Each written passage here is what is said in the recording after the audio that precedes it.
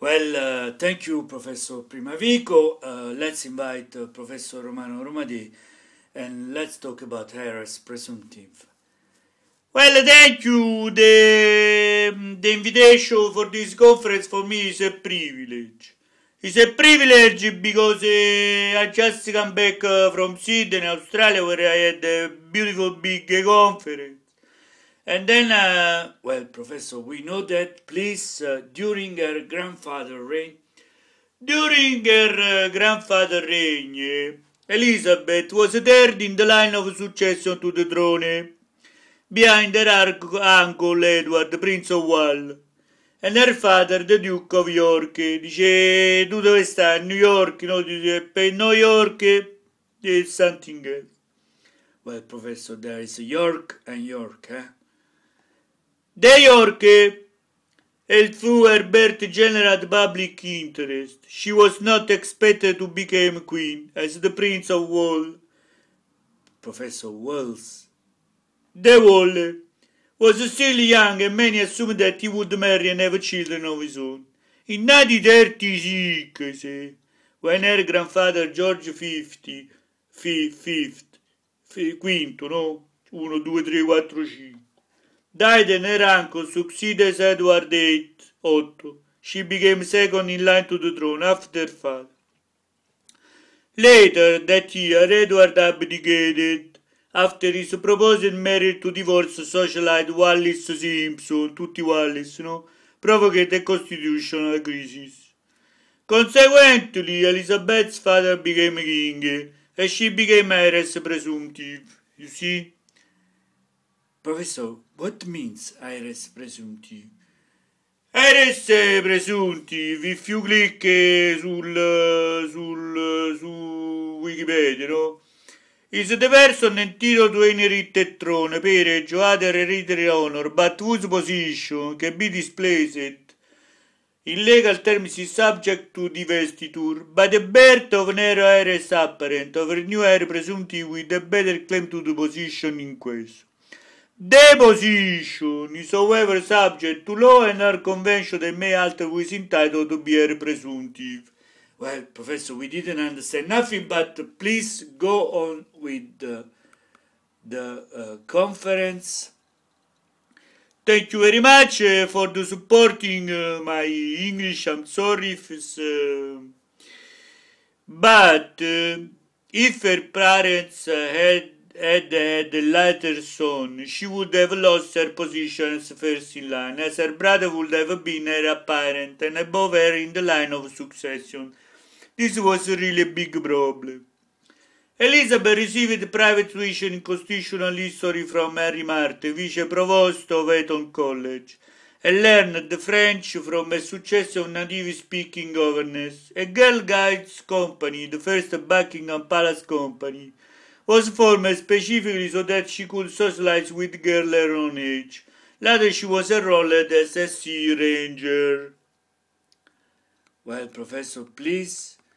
In 1939, Elizabeth's parents were in Canada and United States, as in 1927, when her parents had toured Australia and New Zealand. Elizabeth remained in Britain, since her father found her too young to undertake the public tours. Elizabeth looked tearful as her parents departed.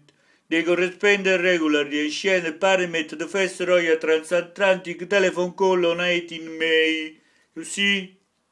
Well, Professor, please, let's go to a very important chapter, the Second World War. Thank you very much from the invitation, because this is very important.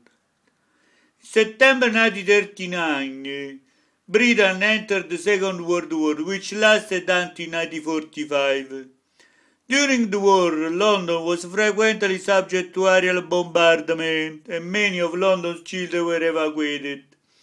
The suggestion by senior politician Lord Ashton that the two princes should be evacuated to Canada was rejected by Elizabeth's mother, who declared, "The children won't go without me, I won't live without the king, and the king will never leave." Princess Elizabeth e Margaret stayed at Balmoral Castle, e mica se la passavano male. Scott Anti-Christmas 1939, when they moved to Sandringham House, Norfolk, e lì c'era un po' meno... From February to May 1940, they lived at Royal Lodge, Windsor, until moving to Windsor Castle, where they lived for most of the next 5 years. At Windsor, the princess staged pantomimes at Christmas in aid of the Queen's Wool Fund, which bought yarn to knit into military garments. Professor, can you read again this part, please? At Windsor, the princesses staged pantomimes. Professor, what is pantomimes? Well, you click, no? You click on pantomimes.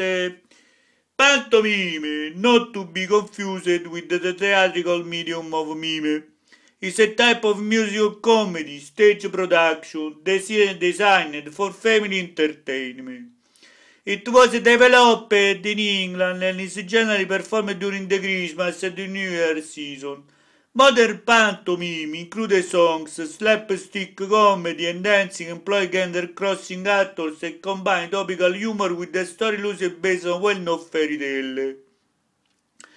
It is a participatory form of theatre in which the audience is expected to sing along with certain point music and shout out phrases to the performers. Well, thank you very much, Professor. We see that you are very prepared. Please, let's go on, and if you can read us the beautiful phrase about what she was saying. But the situation at Windsor, I want to read again. Well, Professor, please. At Windsor, the princess staged a pantomime, as I already explained, at the Christmas in aid of the Queen's Wool Fund, which bought yarn to knit into military garments. In 1940, the 14-year-old Elizabeth met her first radio broadcast during the BBC Children's Hour, addressing other children who had been evacuated from the city, and she stated, attention, "We are trying to do all we can to help our gallant sailors, soldiers and airmen, and we are trying too to bear our share of the danger and sadness of war. We know, every one of us, that in the end it will be everything all right." Well, Professor, very interesting. Please, in 1943. In the 1943, at the age of 16, Elizabeth undertook her first solo public appearance on a visit to the Grenadier Guards, of which she had been appointed colonel the previous year. As she approached her 18th birthday, the law was changed so that she could act as one of 5 consulars of state in the event of her father's incapacity or absence abroad, such as his visit to Italy in July 1944. In February 1945, she joined the Women's Auxiliary Territorial Service, you can see a picture there, as an honorary second subaltern with the service number of 230873, e ve li potete giocare sulla ruota di Napoli. She trained as a driver mechanic and was promoted to honorary general commander 5 months later. At the end of the war in Europe, on Victory in Europe Day, the Princess Elizabeth and Margaret mingled anonymously with the celebratory Professor anonymously with the celebratory crowds in the street of London. Elizabeth later said in a rare interview, "Listen, we asked my parents if we could go out and see for ourselves. I remember we were terrified of being recognized. I remember lines of unknown people linking arms and walking down Whitehall. All of us just swept along on a tide of happiness and relief." During the war, plans were drawn up to do Welsh nationalism by affiliating Elizabeth more closely with the Welsh, proposals such as appointing a constable of Carnation Castle or a patron of Urgo Base. Well, Professor, please, were abandoned for various reasons, which include a fear of associating Elizabeth with conscientious objects in Dublin at a time when Britain was at war. Welsh politicians suggested that she be made Princess of Wales on her 18th birthday. The idea was supported by the Home Secretary Herbert Morrison, suonava la chitarra, no? But rejected by the king because he felt such a title belonged solely to the wife of Prince of Wales. And the Prince of Wales had always been the heir apparent.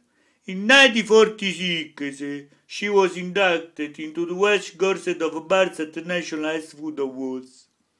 In Wales, in 1947, Princess Elizabeth went on her first overseas tour, accompanying her parents through Southern Africa.